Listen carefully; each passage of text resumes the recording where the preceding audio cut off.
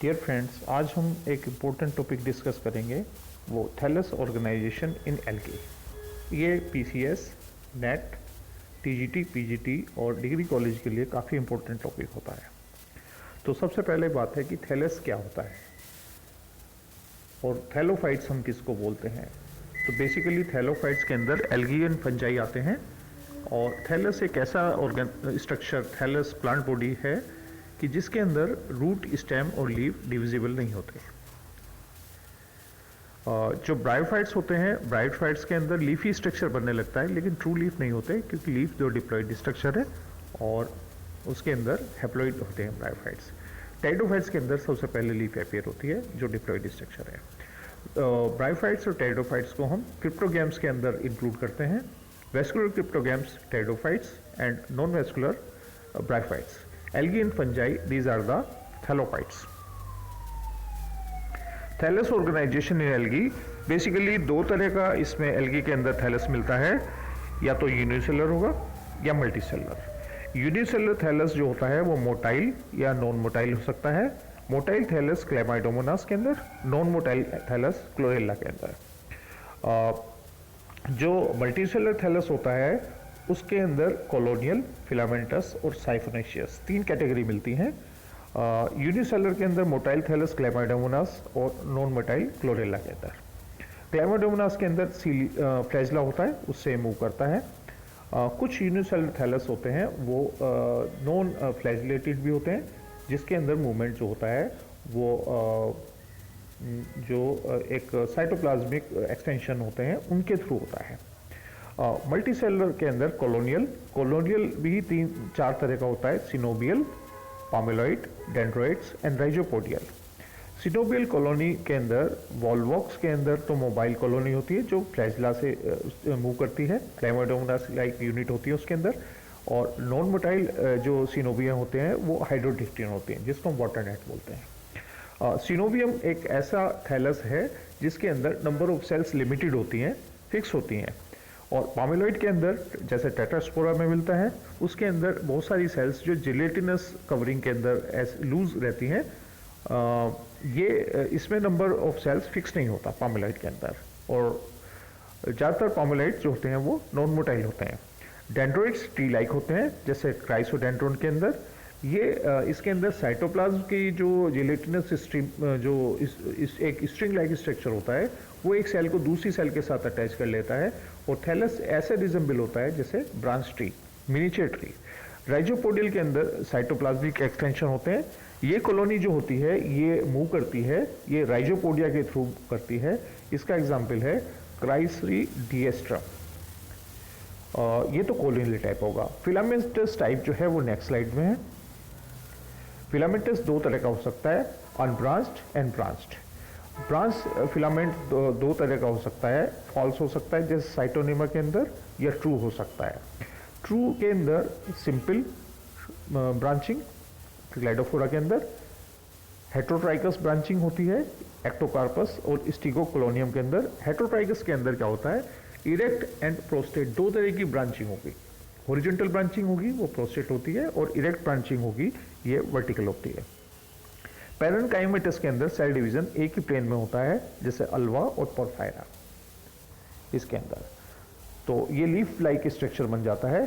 सीटोपैरेन्काइमेटस के अंदर दो कैटेगरी आती हैं, मोनोएक्सियल जिसके अंदर सिंगल साइफन मिलता है वो होता है बेटोक्स्ट्रोमम, और मल्टी एक्सियल के अंदर ये मिलता है पॉलीसाइफोनिया। जो अनब्रांच टाइप का जो फिलामेंट होगा उसके अंदर without polarity, for example Ulothrix, Anabaena, and with polarity Rivularia के अंदर। साइफोनेशियस हैबिट को हम दो पार्ट में डिवाइड कर सकते हैं, सिंपल प्रोटोसाइफोन एंड बोट्राइडियम, एंड एडवांस वोचीरिया के अंदर।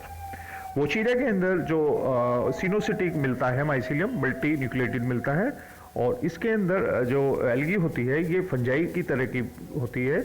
इसके अंदर फूड रिजर्व जो होता है वो ऑयल एंड ग्लाइकोजन की फॉर्म में होता है वोचीरिया के अंदर।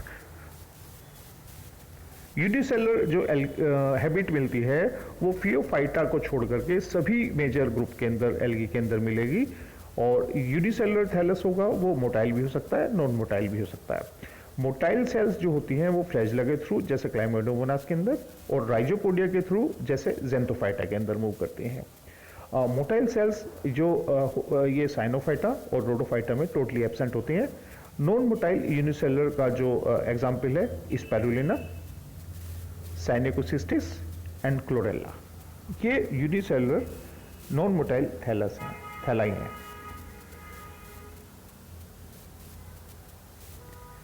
ये एक स्लाइड जो है वॉलवॉक्स की मोटाइल कॉलोनी जो फ्लैजिला के थ्रू मूव करती है और हाइड्रोडिक्टियन नॉन मोटाइल कॉलोनी जो वाटर नेट है।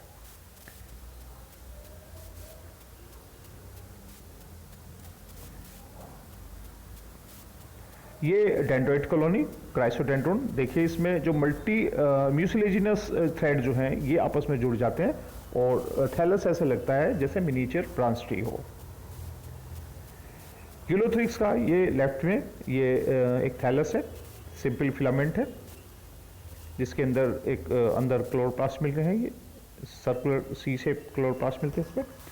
और ये एक्टोकार्पस हेटेरोट्राइकस हैबिट है जिसके अंदर इरेक्ट एंड प्रोस्टेट ब्रांचिंग होती है। प्रोस्टेट ब्रांचिंग जो होती है वो हॉरिजॉन्टल जाती है, वो सबस्टेट के साथ अटैच रहती है और एक ब्रांचेस जो है ये वर्टिकल जाती है। इसमें वोचीरिया के अंदर ब्रांच सिनोसिटिक साइफनेशियस होता है, मल्टी न्यूक्लिएटेड होगा ये। और अल्वा जो होगा ये पेनेकाइमेटस थैलस का एग्जाम्पल है।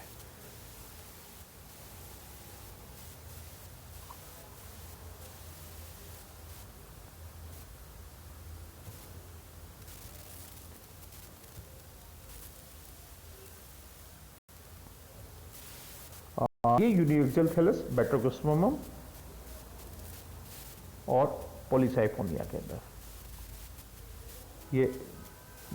ये मिलता है इसमें यूनिएक्सियल बैट्रोक्रोस्मोमम में और पॉलीसाइफोनिया के अंदर ये मल्टी एक्सियल मिलेगा।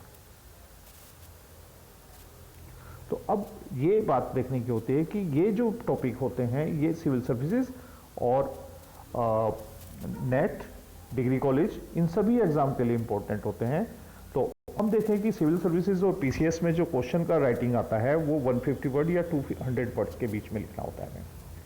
तो लेकिन इस स्लाइड्स के अंदर टोटल वर्ड्स देखेंगे तो 60 से ज़्यादा वर्ड्स आपको नहीं मिलेंगे, तो हमें वर्ड्स को एक्सटेंड करना पड़ेगा। तो अब जैसे ये स्लाइड बनी है इसमें पेरेंटाइमेटस और इसका सिनोसिटिक साइफोनेशियस का हमने डायग्राम तो दिखा दिया, इससे काफ़ी कुछ लग रहा है कि ये न्यूक्लियाई जो हैं ये सिनोसिटिक है, हम इसमें लेबलिंग कर देंगे। और बाद में हम क्या लिखेंगे, वोचीरिया के इंपॉर्टेंट कैरेक्टर्स, जैसे वोचीरिया जो है ये फंजाइल एल्गी है, इसके अंदर ऑयल फूड रिजर्व जो होता है, ये फूड मटेरियल जो होता है वो ऑयल और ग्लाइकोजन की फॉर्म में स्टोर होता है। इसके अंदर पिगमेंट्स कौन से मिलते हैं, अल्वा के अंदर इसकी यूटिलिटी क्या है इसमें, और एक्टोकार्पस के अंदर हेटेरोट्राइकस हैबिट है, इसके अंदर यूनिलोकुलर प्लूरिलोकुलर स्पोरेंजिया मिलती है और हेटेरोट्राइकस हैबिट की इंपॉर्टेंस क्या है इसमें। यूलोथ्रिक्स के अंदर होल्ड फास्ट मिलता है, इसका बेसिक स्ट्रक्चर हम बताएंगे। और ये branch tree like structure mucilage का कौन सी चीज़ म्यूसिलेज बनाती है, पॉपुलाइड और इसमें बेसिक क्या डिफरेंस है, ये चीज़ें हमें लिखनी है, बजाय इसके कि हमने जो स्लाइड लिखी हुई है और जो इसमें लिख रहा है कि हम ये सर्कुलर होता है, इसमें जो क्लाइमेडोमोनास कॉलोनी होती है इसमें 2 फ्लैजिला होते हैं, तो ऑलरेडी अपीयर्ड है, इसमें बारे में नहीं लिखना होता हमें। हम उसकी वो डायमेंशंस लिखें जो डायमेंशन डायग्राम से एक्सप्रेस नहीं हो पा रही, तो उसके लिए क्या है, परफेक्शन चाहिए। और ज़्यादातर क्या होता है कि हम जो डायग्राम को ही एक्सप्लेन करते रहते हैं, ये एमएससी बीएससी में तो चल जाता है, लेकिन ग्रेजुएशन उसमें सिविल सर्विसेज और जो पीसीएस जो जिसमें वर्ड लिमिट्स होती हैं वहाँ पर थोड़ा सा इसमें ये पैटर्न फॉलो नहीं होता, वहाँ पर आपको डायमेंशंस देनी पड़ती है, उसको कहना चाहिए आंसर राइटिंग को बहुत लिमिटेड वर्ड्स में एनरिच करना होता है। तो होप कि जो कैंडिडेट्स पीजीटी टीजीटी का भी एग्ज़ाम दे रहे हैं, तो मैं तो सिंसियर एडवाइस करूँगा कि कुछ मालूम नहीं है कि एग्ज़ाम कब हो जाए, ये फेब में हो जाए, मार्च में हो जाए। और उस दिन हमने कैलकुलेशन किया था कि सिलेबस इतना ज़्यादा है कि मिनिमम 5 मंथ्स का टाइम चाहिए जब हम 4 आवर्स पर डे की क्लास लेते हैं। तो उस कंडीशन में हम उसके सिलेबस को एक जस्टिफिएबल तरीके से कंप्लीट कर सकते हैं, अदरवाइज फिर कुछ टॉपिक हमें छोड़ने पड़ेंगे। और ऑब्जेक्टिव में जो जहाँ पर सभी क्वेश्चन कंपलसरी आते हैं, कोई भी पॉइंट छोड़ना, सिलेबस को छोड़ना बहुत बड़ा एक अलार्म हो सकता है कि उसके अंदर से किसी भी टॉपिक से कितने भी क्वेश्चन पूछे जा सकते हैं। और हो सकता है कि मार्जिन हमारा मिल जाए और हम 2 क्वेश्चन कर लेते तो हम सेलेक्टेड रेंज में आ जाते हैं। ये वाला मार्जिन जो ब्रेक करने के लिए आप बिल्कुल सिंसियर होकर तैयारी करें।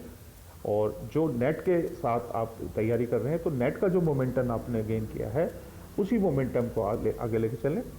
रिजल्ट बताएगा ये कि नेट का रिजल्ट यदि पॉजिटिव आता है तो आपको फेलोशिप मिलने के चांसेस हो जाते हैं, और अदरवाइज आपके पास एलिजिबिलिटी है तो आपके पास अभी दूसरे एग्जाम आने वाले हैं, नेट के टीजीटी पीजीटी के एग्जाम के एलिजिबल्स हैं, तो आप कंटिन्यू रखें।